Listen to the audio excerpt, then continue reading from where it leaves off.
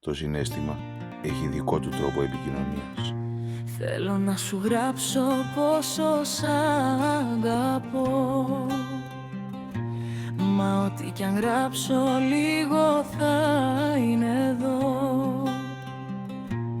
Οι λέξεις στεγνώνουν πάνω στο χαρτί και εσύ πλημμυρίζεις όλη μου τη γη. Θέλω να σου γράψω πόσο σ' αγαπώ, θέλω να σου γράψω πόσο σε λατρεύω, θέλω να σου γράψω πόσο πολύ σε θέλω εδώ, θέλω να σου γράψω πόσο σε ποθώ, μα κάθε λέξη σβήνει όταν σε κοιτώ.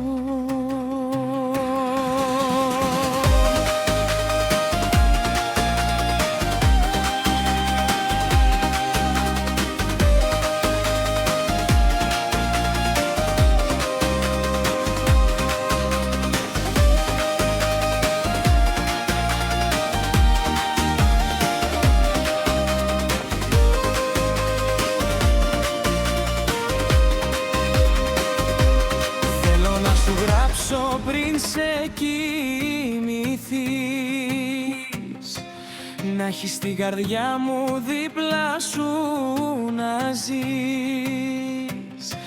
Σε κάθε μου φράση βάζω μία ευχή, να μένεις για πάντα μέσα στην ψυχή.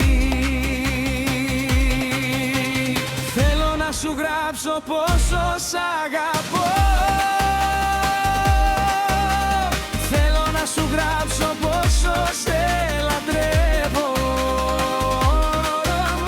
θέλω να σου γράψω πόσο πολύ σε θέλω εδώ, θέλω να σου γράψω πόσο σε ποθώ,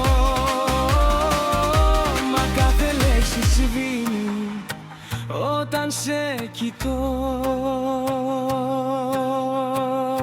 Όταν δεν υπάρχει συναίσθημα, δεν υπάρχει και επικοινωνία.